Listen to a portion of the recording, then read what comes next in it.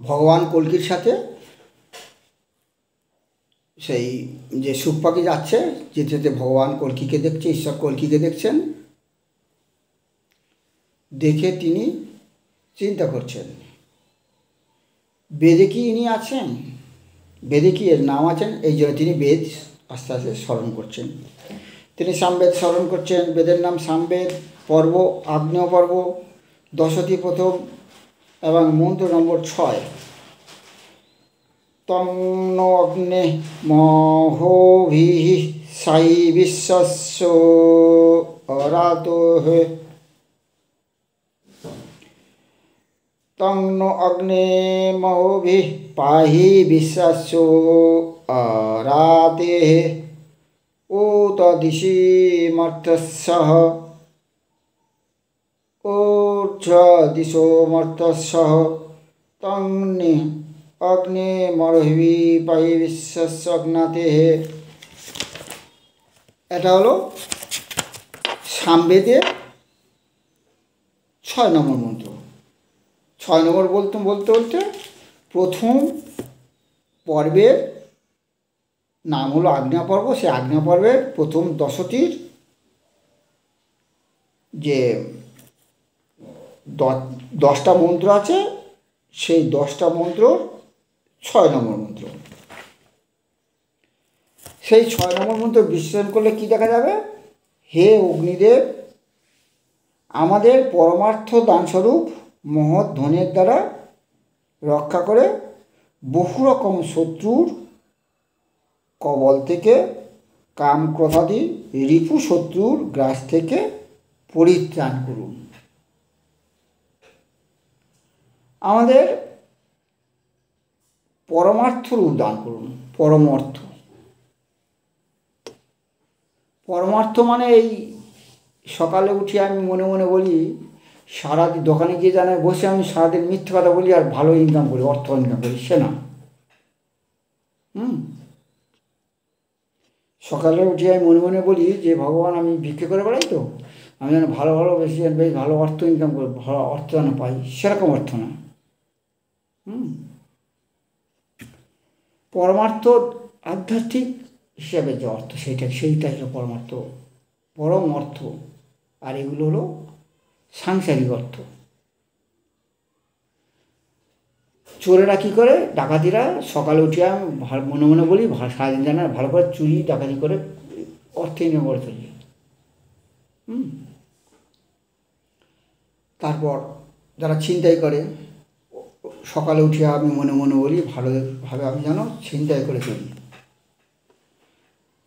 কারণ ছিনতাই করলে সেগুলো অর্থ পাওয়া যাবে।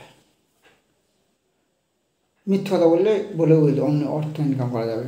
চিটিং বা প্রতারণা, দুষ্কৃতি করে বেশ অর্থ ইনকাম করা যাবে।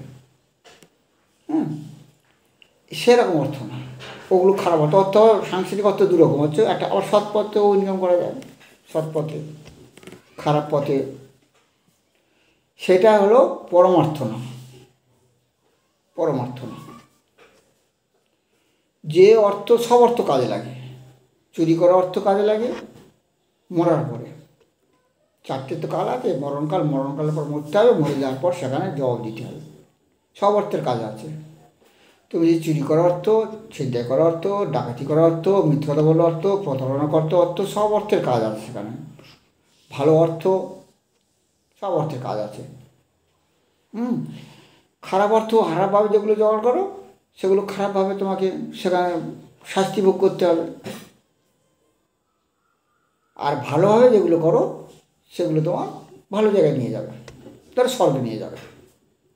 যেমন যদি তুমি খারাপ কাজ করো, ম্যাজিস্ট্রেট কী করে, সেখানে তোমাকে কী করে, তুমি খারাপ কাজ করলে তোমাকে কি ভালো জায়গা পাঠাবে? সোজা তোমার জেলে ঢুকে দেবে। সেরকম খারাপ কাজ করলে তোমাকে সোজাই সেই ম্যাজিস্ট্রেট রূপ ভগবান কী করবে, সে ওই জেল স্বরূপ নরকে ঢুকিয়ে দেবে। আর ভালো কাজ করলে কী করে, যেমন স্বর্গে বা ভালো জায়গা দিতে দেবে, ভালো জিনিসপত্র দিয়ে দেবে। তাহলে আমরা দেখলাম দুরকম অর্থ, একটা হচ্ছে আধ্যাত্মিক অর্থ, আর একটা হচ্ছে সাংসারিক অর্থ, বাহ্যিক অর্থ। যেমন আমরা শরীর নিয়ে আলোচনা করেছি, দু রকম রূপ, একটা বাহ্যিক রূপ, একটা আন্তরিক রূপ। এই যে যে ঐশ্বরিক দিকটা, আধ্যাত্মিক দিকটা, একটা ভিতরের রূপ, বাইরের না বলো।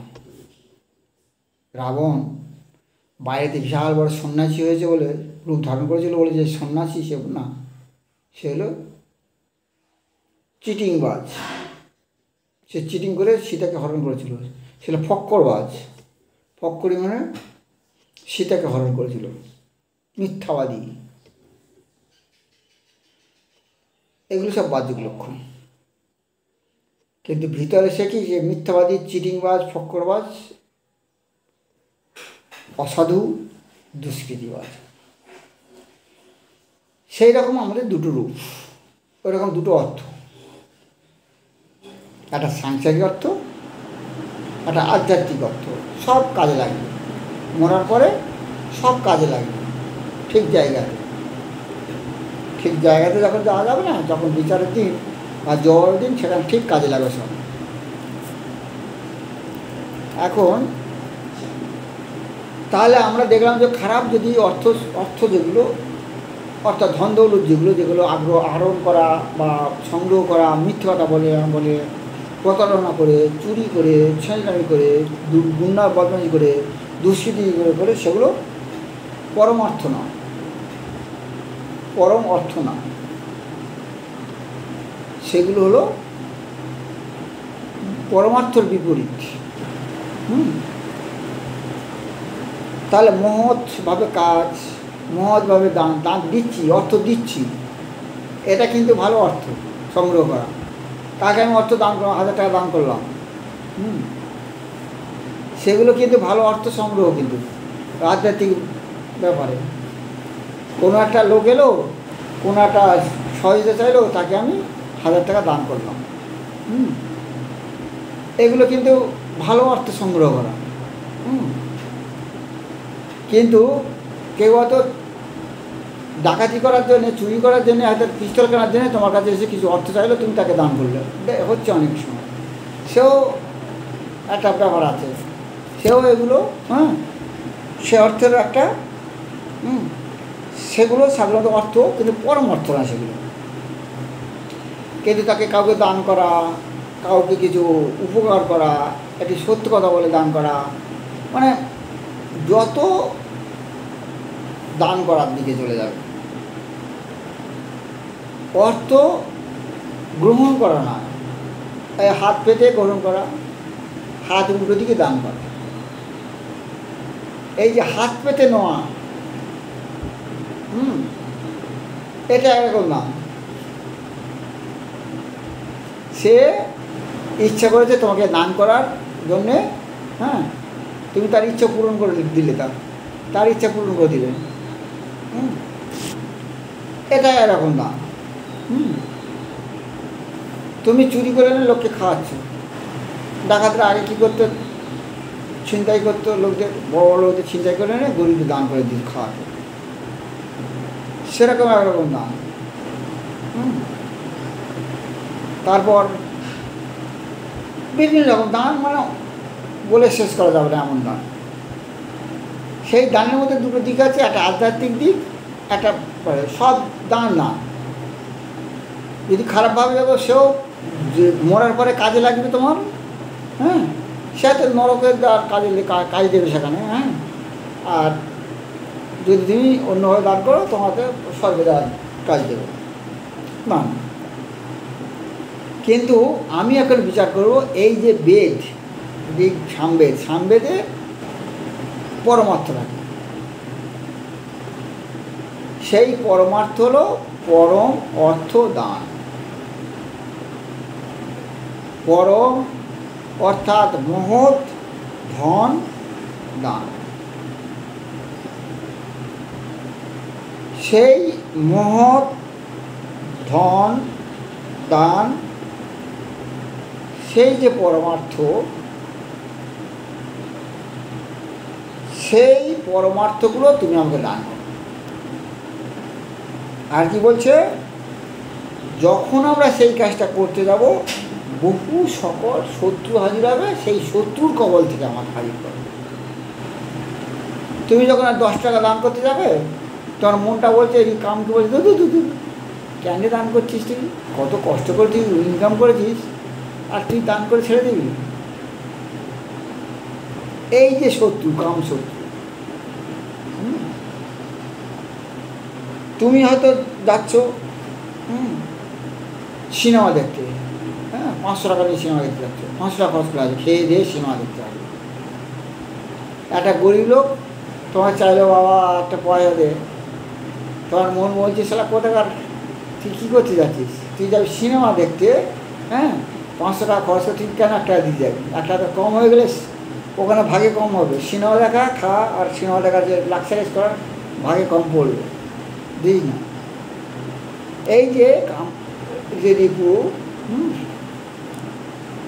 সেই রিপুদের হাত থেকে রক্ষা করো, যখন আমি ওই পবিত্র অর্থাৎ মহৎ ধন দ্বারা যখন পরমার্থ দানরূপ যখন গ্রহণ করতে যাব। এমনি মানুষ বাড়ি ব্যয় করার জন্য লাখ লাখ টাকা ব্যয় করে, কিন্তু কাউকে দান করার সময় 10 টাকা দান করতে গেলে তার অস্থির ছুড়ে যাবে। সেই যখন তুমি 1 লাখ টাকা জমা হচ্ছে একটা বাড়ি বিল্ডিং করার জন্য, কেউ এসে বললো, ভাই 1 টাকা দে, বলে এই তুই 1 টাকা দিতে গেলে ওই বাড়ি বানানোর ক্ষেত্রে তোর কম পড়ে যাবে। এই যে বাধা, কাম, ক্রোধ, লোভ, মোহ, কিন্তু সে জানে না যে বিশাল বাড়ি করলাম, কিন্তু যখন মরে যাবো, মরণকাল, মরে যাওয়ার পর সব শিখ। এই দানটা তখন সে বুঝতে পারছে না যে কোনটা মহৎ দান আর কোনটা। ওই রিপু, কাম, ক্রোধ, লোভ, মোহ, এই যে রিপুটাকে শেষ করে দিচ্ছে। ঠিক আছে? এইভাবে যে পরমার্থ দান, সেই পরমার্থ রূপ দান, আর অনেক উদাহরণ আছে, সেই উদাহরণগুলি বিশাল কিছু হয়ে যাবে। সেই যে পরমার্থ রূপ মহৎ দান যখন করতে যাব, তখন যে আমাদের যে শত্রু, বহু রকম শত্রু, কাম, ক্রোধ, লোভ, মোহ, মদ, মাৎসর্য, বিভিন্ন রকম শত্রু। ধরো তুমি দিচ্ছ, হয়তো 1 লাখ টাকা নিয়ে বসে আছো, দিচ্ছ, কোনো হয়তো তোমার বন্ধুবান্ধব এসে হাজির হয়েছে, যদি সে স্ত্রী বন্ধুবান্ধব হয়তো কোনো কথা নেই, সেই থেকে তখন তোমার টাকা দিতে অসুবিধা, সে যদি 1 লাখ টাকা দেন, বা 1000 টাকা, তখন তুমি দিতে পারো। সে দান কিন্তু ওই মহৎ দানের মধ্যে যাচ্ছে না। বললে আমার বাড়িতে আমার বর আমার মারধর করে যে খাওয়া হয়নি, কোথায় খাবো, যে কিছু টাকা দিয়ে আমি একটু, সে দান হচ্ছে তাকে, সেটা কিন্তু মহৎ দান হলো না। সে দানে কিন্তু ওটাই কাম, ক্রোধ, লোভ, মোহ অনলাইনের মধ্যে পড়ছে না। সেটাও কাম, ক্রোধ, লোভ, মোহ, মদ, মাৎসর্য আছে, কিন্তু ওই কাম, ক্রোধ, লোভ, মোহ, মদ, মাৎসর্যের মধ্যে সেটা শরীরটা ঢুকছে না।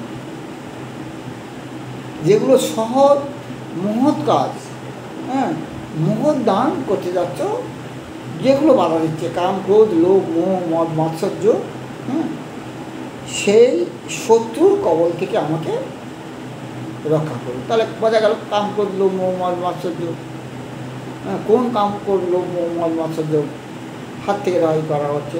এই মন্ত্র সেই কথা বলছে। তিনি বলছেন, কাম, ক্রোধ, লোভ, মোহ, ঋষু শত্রুর গ্রাস থেকে আমাদের পরিত্রাণ করুন যখন আমরা মহৎ কাজ করতে যাব।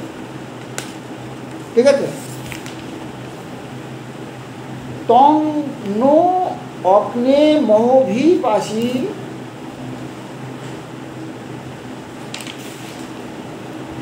ভালো করে শোনা। বইয়ের নাম সামবেদ, পর্বের নাম আগ্নেয় পর্ব, দশতীর নাম প্রথমা দশতী, মন্ত্রর নাম, মন্ত্র সংখ্যা হলো 6 নম্বর মন্ত্র। তং নো অগ্নে মহভিহি, তং নো অগ্নে মহভিহি পাহি বিশ্বস্যাঃ পরাতেহে, তং নো অগ্নে মহভিহি পাহি বিশ্বস্যাঃ পরাতেহে, উত দেশি মর্তস্যঃ, উত দেশো মর্তস্যঃ, উত দেশি মর্তস্যঃ। আমি এই 6 নম্বর মন্ত্রে বিস্তার করে দিলাম। এর পরের দিন অন্য মন্ত্রের বিস্তার করব। আজ এই পর্যন্ত।